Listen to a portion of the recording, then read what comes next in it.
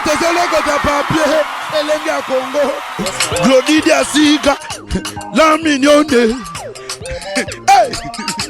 la mignonne, Tracy Mbelenga Pro.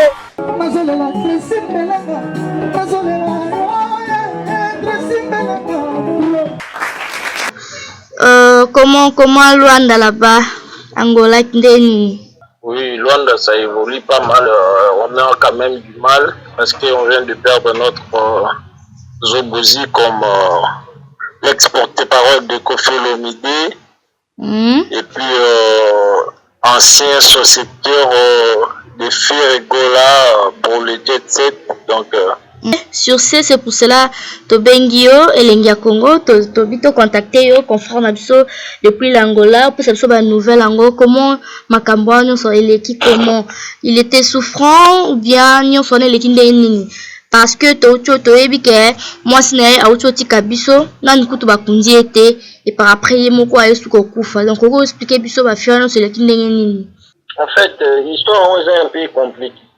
Très très compliqué parce que moi je sais que avant moi ça qui est Nankin, j'avais pris le temps d'aller pour mon abango, pour rendre bango visite donc peut-être la Zobozi à plusieurs reprises les acquis toujours raté. Les acquis ratés à chaque fois Norbengaé, raté donc et après à Yakob Abino on se mené nous a raté vraiment et ça compte tenu à mère Nena malade, il y a qu'à rendre la visite à l'hôpital pour comprendre qu'il n'a pas de santé. BTP tout, on a donné parce qu'on a dans la ville et puis on a quitté la palanque à côté de Zalawa. La police y en a, donc on est dans l'hôpital, la monimère, fait tout son nom, même côté, ça va, c'est quoi. Mais cette fois-ci, je sais que on a vraiment, donc il nous a la Abela Kinini, moi sinaye. Ça a commandé 3 jours déjà en solaire. Et ben, qui va fièvre, la fièvre de malaria, c'est une perfusion. À Ibisinga, non, on se sentir mieux. Bon, je n'ai encore un ventilateur, on a parlé, bon, il y a un hôpital comme ça. Bon, il y a un ventilateur, on a dit non. Ah, je ne sais pas, non, refrain, c'est bon, tout est né. Tout j'ai la mère, tout j'ai le ventilateur, tout est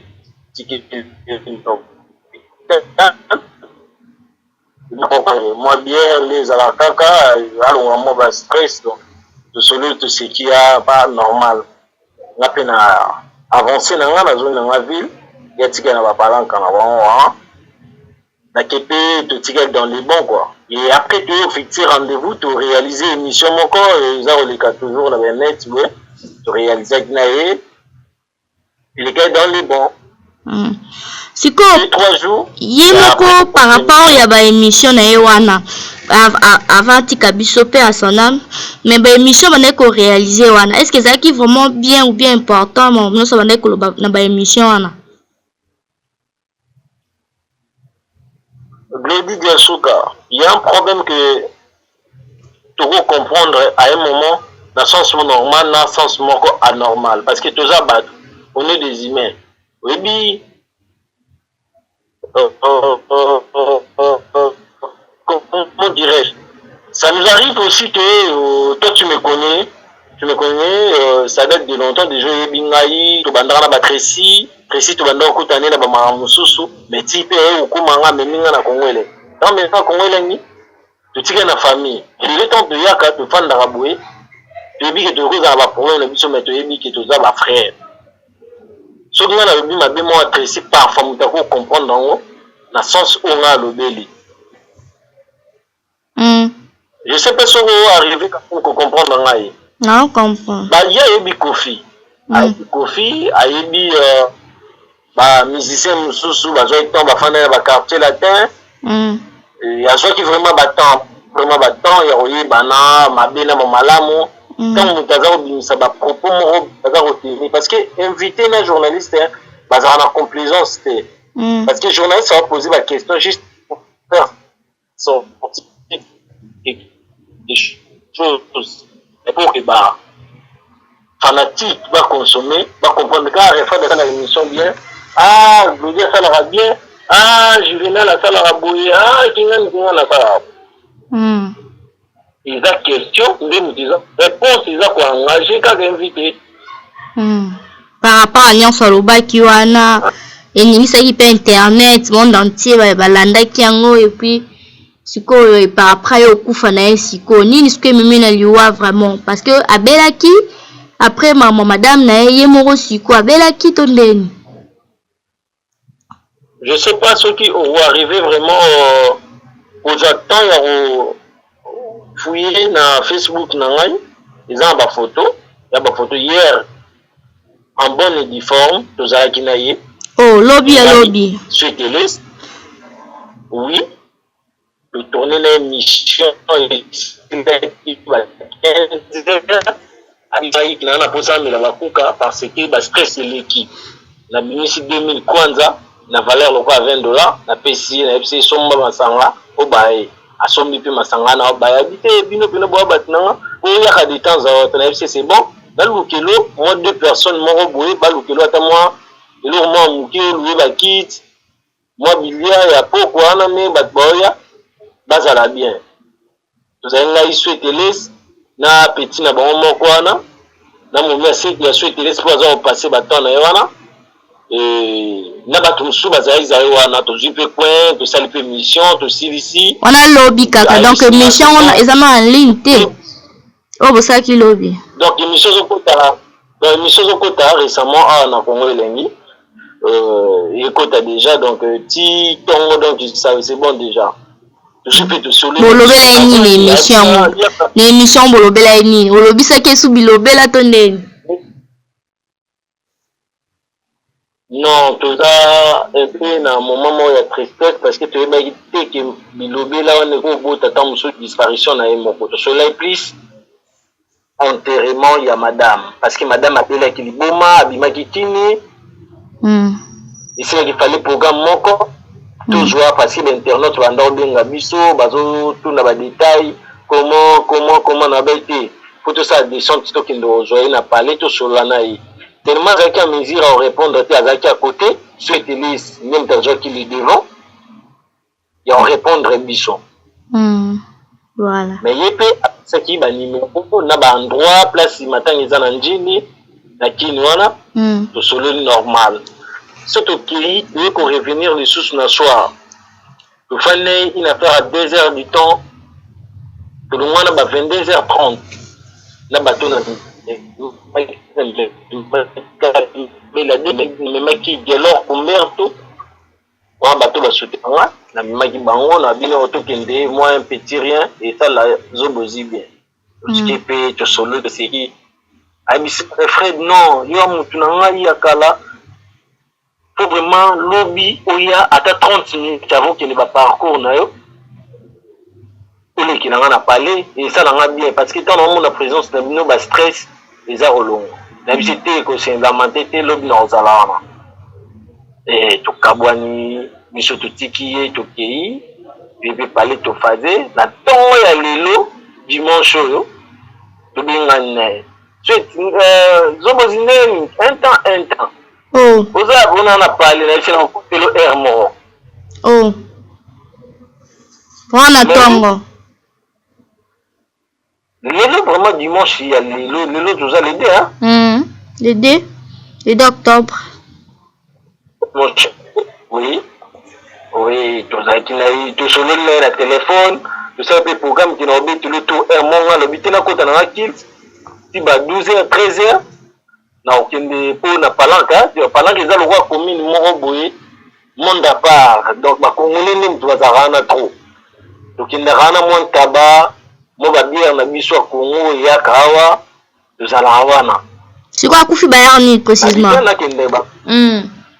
précisément 11h l'heure vraiment à Koufati pour que nous puissions comprendre que à Koufi on a na pongi à sali Christoni non c'était comme ça excusez-moi pour m'appeler ça moi quelques minutes là mais qu'on expliquer rapidement OK il parlait balala na télé na moi ça sur télé na tongo sur télé ça zonda kuna na kuka pour que ya zo moi bien et après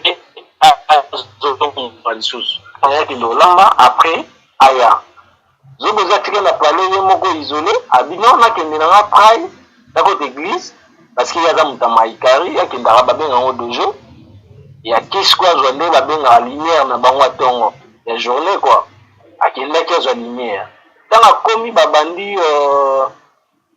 première étape deuxième tina septième na huitième akwei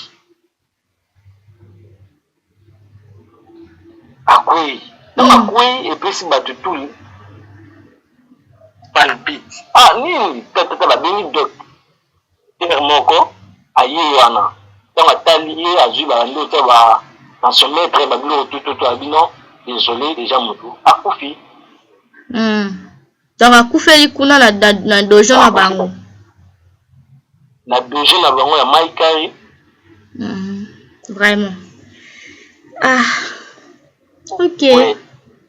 Donc quand tu as vraiment insisté pas vraiment dans la stage parce que batu ba été en ebele tout ça tu wana na dojo na bango parce que biso awa so mutakufi et c'est une info investigation pourquoi basa l'enquête moko quelconque ba pourquoi parce que ezaki ndenga kufi bongo pour kazonga foazonga mbamo congolais pour kaza na facilité ce qui rapatriement ya rozongisa dei na Congo et des ala donc selon le programme pour meka jusque là programme moko na sanité mais ndenge l'état déjà zu yango akena on a mort et biso pe toujours kozonga banda.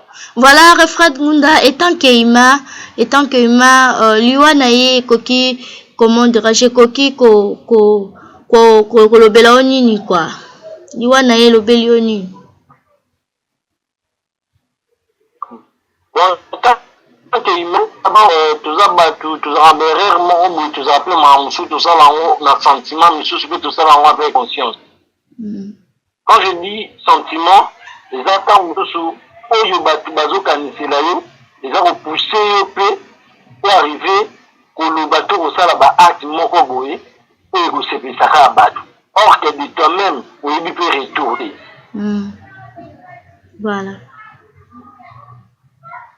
donc les choses ebele vraiment ya retirer parce que oyebi que pesi passe et pesi vraiment passe peu du temps à sali net c'est-à-dire au arriver à atteindre 80 000 personnes, 80 000 vies, c'est déjà quelque chose du mieux. Comme ça, 80 000, c'est pas facile là, de la net. Parce que si tu es comme belé, par contre, sur YouTube, comme belé. Bino siko kuna pe étant que ba chroniqueur, comme ça qui est instrument la bino et à ça la bino ba vie. Pour qu'on pousser à n'importe quoi ou comment. Glody Diasuka, oui, deux ans chroniqueuse ou journaliste, parce que moi je t'appelle déjà journaliste parce qu'on a pris le temps, il y a aussi la IFACI. Ouais. Donc deux ans journaliste, c'est parce qu'on sait traiter l'info. La lobby kabino en général, parce que vous êtes belé kuna. On a mon akaba chronique. Non, que quand faut ça rappeler, mais c'est le noir reflet du monde là, mon accident bango, yozra journaliste, n'a pas chroniqueur. Na batu oyo bayaka internet bosali ndenge nini là je comprendrai. Ok, évoluons alors.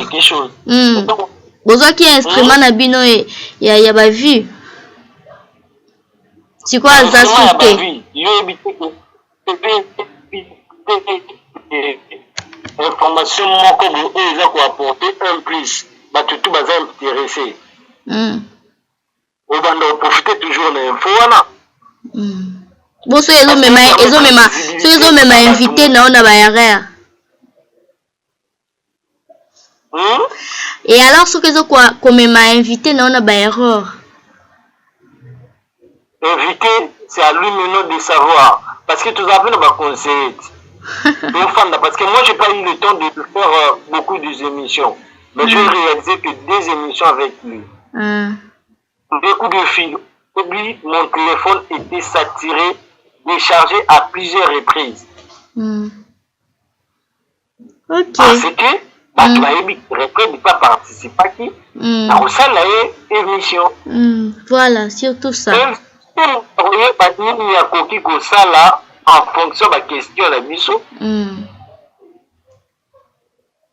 D'accord. Bon, net total on net ya télévision eza pas nini. Totiaka ngo plus lelo biso eza plus à base pour que ba vie wana et permettre lobi tozwa mwa différent mpe na ba vie wana. So ba vie eza ebele yango eza bénéfice. Okay. Là, c'est un autre sujet alors. On aura le temps. On aura le temps d'en parler. Là, c'est un autre sujet. Merci pour les informations complètes. Donc, on a CPLI, tu garder contact. Et puis, comme tu as la suite, merci. Tu as juste la confirmation. Donc, information assure et pas nayo. Nous amis placé. Quand tu es solar. Merci pour l'information PCBiso. Vraiment. Ça nous fait du bien d'être toujours ensemble.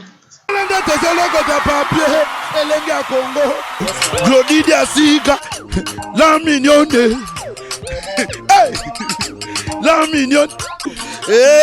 Tracy Mbelenga, bro.